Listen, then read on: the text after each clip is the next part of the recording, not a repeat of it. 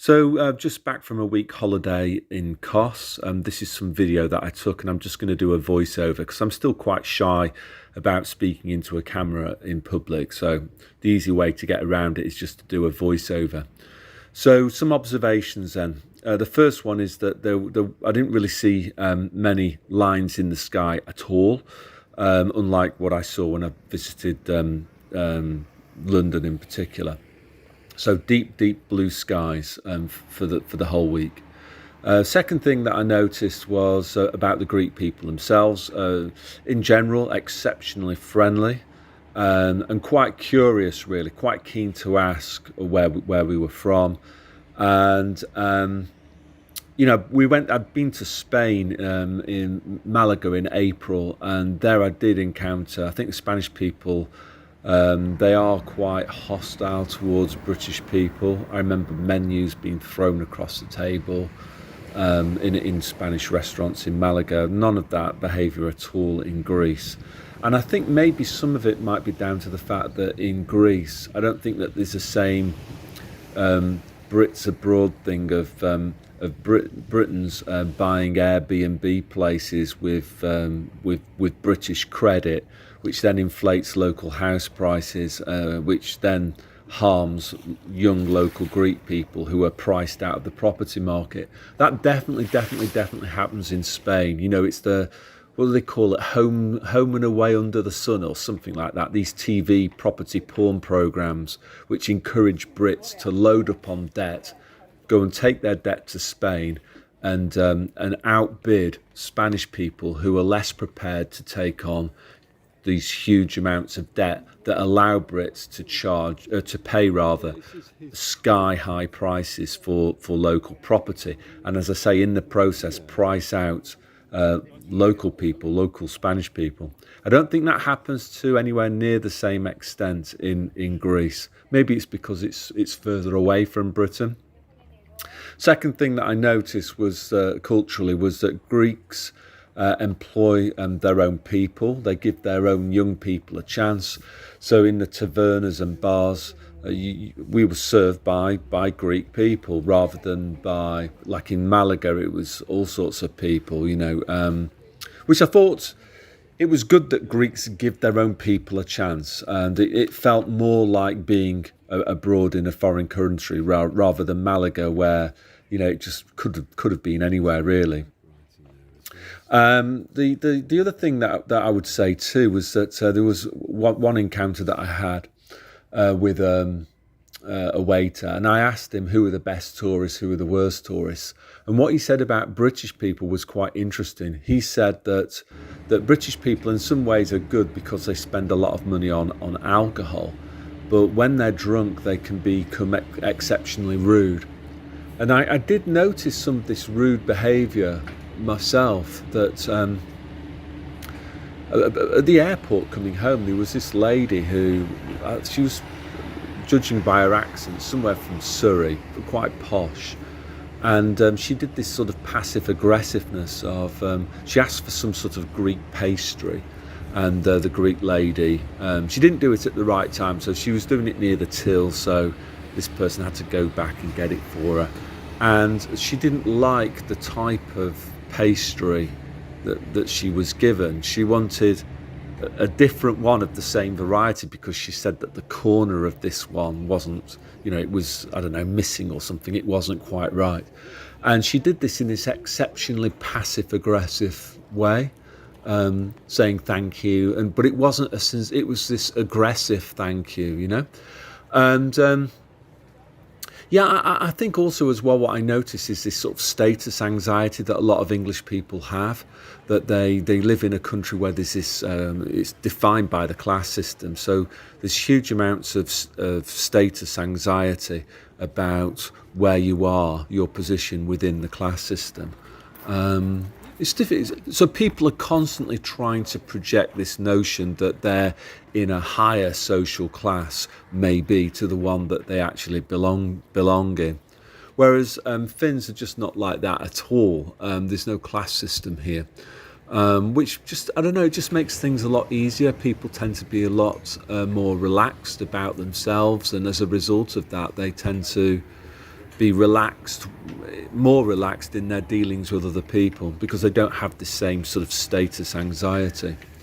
Constantly trying to prove themselves to other people. We've I don't know, branded clothes and all of that type of stuff. Third thing that I noticed, which was quite shocking, was just a number of people who were grossly, not overweight, they were like massively obese. And I just kept, when I was looking at this, it was the vast majority of people. Again, what I would say, for the Brits in particular, the Brits tended to look the most ill and the most obese. They look really quite ill. Some very, very ill-looking people, suffering from look like they're suffering from metabolic problems. A diet that's too heavy on cheapo carbohydrates and sugars. Again, you could see that in the hotel at breakfast, like what people were eating. So the Brits were mostly eating like huge quantities of toast, and they also had cakes and biscuits and stuff, so they were tucking into those. So it wasn't really a surprise to see that these people were huge. You are what you eat, after all. The other thing that I was thinking about with all of this is just the fiscal implications of it, that many of these people were in the 20s, 30s, 40s, 50s. So some of them were quite young, but grossly overweight. So in all probability, these people are going to get bigger and bigger and bigger. And if something isn't done about it, there's no way that the NHS will be able to cope with it. There's no way that any society would be able to cope with it because of the costs of treating obesity and diabetes in the way that's currently done, which is through drugs, which are very, very expensive. So just the fiscal implications of that, never mind anything else, just on the issue of health, the health of the nation, that's enough to make me feel that the UK is at severe financial risk. The government is going to end up running even bigger fiscal deficits because the demand for healthcare is going to soar, and at the same time the number of people who are working, who are fit to work, is obviously going to decline. I also saw a lot of people who suffering from mobility problems, funny dark marks, bruises on their legs, walking around with sticks. So I can know, mobility scooters. Again, disproportionately, those were sounded. I could hear them, like spoke English. The other big groups that were there, they were Dutch people. They tended to be a little bit healthier. They looked as though they came from a more economically developed country, a country where maybe there was a better work-life balance, they ate better food. But, again, there was some fat Dutch people there as well. But their skin looked better. They didn't look quite so grey and unhealthy as the English-speaking ones. Greece, it wasn't... I don't think they've had the same inflation as when I go to Britain. When I've been to Britain, I've just noticed that it's very, very expensive there. Greece seemed a little bit cheaper than Finland, but not massively so. So I think obviously the decision that the UK government made to spend or to ask the Bank of England to print trillions of pounds to pay 80% of Brits, that's working age Brits, I think it was 90 million people, 80% of their wages for like the best part of 2 years. That's obviously had an effect on the cost of living in Britain. The other thing that I noticed in Greece was just the local people. They seem to be very happy people. That's maybe accounts for why they seemed pretty friendly. And I think Christianity is still is far more alive in Greece. been in places like the UK. Saw a lot of people, Greek people, wearing crucifixes. It's the same in Finland. A lot of Finns wear crucifixes as well, so advertising their Christianity. And it seemed, of all the places that I've been, it seemed most like how things were pre-2020. It seemed practically normal. Whereas when I've been to the UK, it just seems as though that the UK's like at war. You know, they've got the see it, say it, sort it, oral pollution around the train stations, all the high-vis people guarding shops, and just the amount of rubbish and litter. And also the behaviour of security at airports in the UK is absolutely terrible. Just get barked at, shouted at. There was none of that in Greece. People were friendly and courteous. Which again, as I go, it goes back to this thing that something's happened to the British culture. Britons never used to be rude, but they now are. They treat each other terribly. That's what I observed watching these British tourists, because there was quite a lot of them staying in our hotel.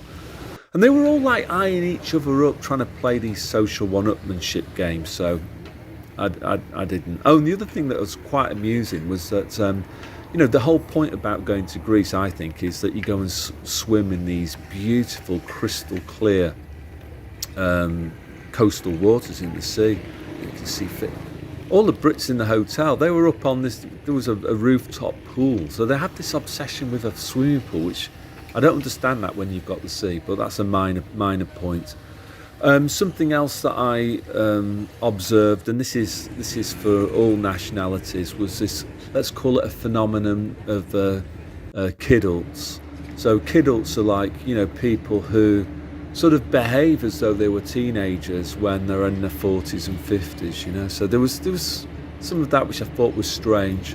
Maybe that was because we were going out of school time, so it was mostly single people going there, but minor point. The other thing that I thought was quite interesting was the amount of building that was going on Kos. A lot of new hotels being built. So that shows me that banks are still willing to make loans to entrepreneurs to build hotels. So that seems to be going against the World Economic Forum's plans that you'll be living in your 15-minute ghetto and you won't be going on foreign holidays again. Because if that really was the case, why would banks be advancing credit to entrepreneurs who want to increase the capacity of costs to accommodate tourists? And another thing, I'll show the image of this now. On Kos, it was the home of Hippocrates. So he was the famous Greek guy, founder of medicine. So on his inscription, Hippocrates lived on Kos, and he hung out underneath this tree and passed on pills of wisdom to the people that kind of were interested in listening to him. And the tree's still there, and there's a little statue that's been erected. And on that statue, it says a couple of interesting things. First off, it says that food is medicine, and medicine is food.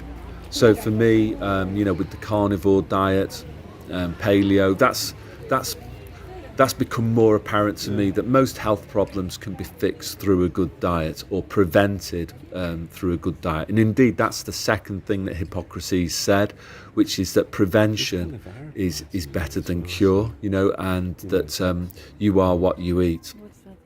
So, and the last thing is just something kind of really quite trivial, but loads and loads of cats and dogs, but they didn't seem to be anyone's pets. They just, and they seemed super healthy as well. So these were just cats roaming around doing, I guess, semi-wild. And I'm not a massive fan of pets, but I just thought it's probably a better life for a pet to live and be free. To wander where they want to go, eat natural food that cats were designed to eat, rather than food that's come from a supermarket. So that's all that I want to say, really. Weather was absolutely fantastic, and I enjoyed it. I did enjoy going there. So And I would recommend it again to go to this Coss Town, a place with a lot of history. So that's all I want to say. So God bless.